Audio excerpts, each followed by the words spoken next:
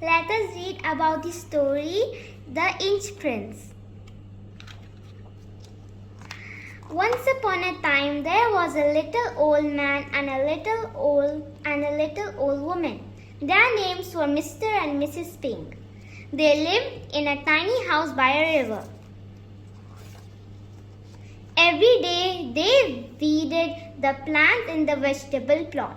The beans looked beautiful, fed the animals in their field. The hens looked happy and watered the flowers in their garden. The lilies looked lovely. They had everything they wanted. Well, almost. I wish we had some children, said Mrs. Pink one evening. Only a tiny child could fit in our tiny house, said Mr. Pink sadly. But small things can be special too, said his wife. I wouldn't care if they were just 1 inch tall, she added. At that moment, a fairy flew by. She heard what Mr. and Mrs. Pink said. She noticed their lovely vegetables, happy animals, and thought, these people are kind, thought the fairy. I'll be kind to them. She waved her wand and whispered some magic words. Jumping beans and flying fishes gave these folk their dearest wish. Soon afterward, Mr. and Mrs. Pink had a tiny, weeny boy. In fact, he was just 1 inch tall. Let's call him Issy, said Mrs. Pink. It means 1 inch boy. Or Issy for short, said her husband. Very short. Each year the Pink's vegetable grew better. Their animals grew bigger and their flower grew taller. But Issy stayed small. Issy height chart. Maybe if I stand on tip-top. Issy was tiny. He had a bottle top for a bathtub. He had shoelace for a scarf. He had a pea for a ball. Go! He had a button for a dinner plate. And he had a matchbox for a... Many years later, it was time for Issy to leave home. I'll get a job in the city. His parents gave him 3 presents for his journey. He had a rice bowl for a boat. He had a pair of chopsticks for oars. And he had a needle for a sword. Issy set off down the river, between tall mountains, past villages, around wide woods and through towns, until he reached the big city. I'll ask the emperor for a job, thought Issy. That's if I don't get squashed first. At last, Issy reached the emperor's palace.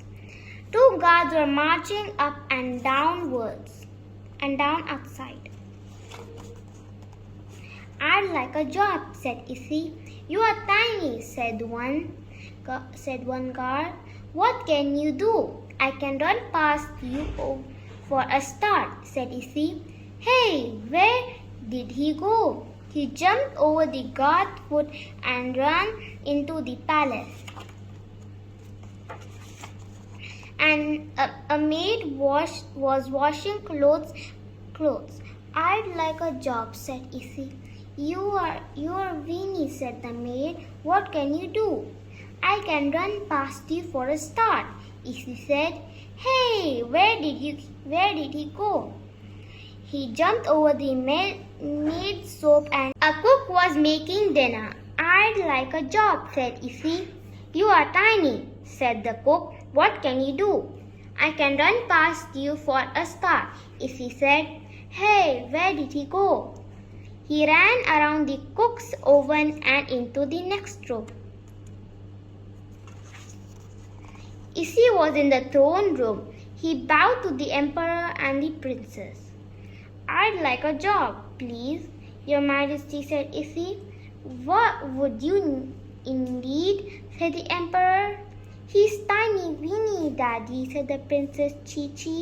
What can he do?" "Well, I ran past your guard, your maid, and your cook to get here," said Issy. The emperor thought for a moment. "You can look after Princess Chi-Chi," he said. "But Daddy," moaned the princess, "he's only 1 inch tall." "Small things can be special too," said the emperor. From then on, Issy never left the princess' side. He was there in the morning. He was there in the afternoon. He was there at night. One day, the princess left the palace to visit her aunt. Issy went too. They came to a dark forest. "I'm scared," said the Princess Chi-Chi. "I'll look after you," said Issy. What could you do?" said the princess. Just then there was a terrifying roar. "Roar! Help!" A giant ogre crashed through the trees. He reached out to grab the princess. "Put her down," said Issy, "or I'll—" "You?" said the ogre. "What could you do?" The ogre scooped up Issy and popped him in his mouth. I love bite-sized snack." Issy thought quickly. He took his needle sword and pricked the ogre's tongue. "Take that! Ow!" The ogre spat out Issy and ran off. "That'll teach him." "Thank you, Issy." "Look," said Issy, "the ogre left his hammer behind." The princess tried to pick it up, but it was too heavy. "Phew, it's heavier than it looks." "I wish you were bigger," said Issy.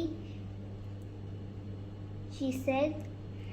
Then maybe a cloud of magic stars shoot out of the hammer and swept around Issy.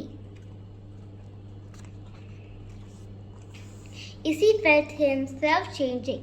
He grew bigger and bigger and bigger. In seconds, he was big as a princess. "I'm tall as you," said Issy. The hammer granted your wish." The princess fell in love with Issy, but not because he was tall. She loved him because he was brave. They got married and lived in a house next to the palace. The house was small, but Prince Issy and Princess Chi-Chi were happy. They both knew that small things can be special too.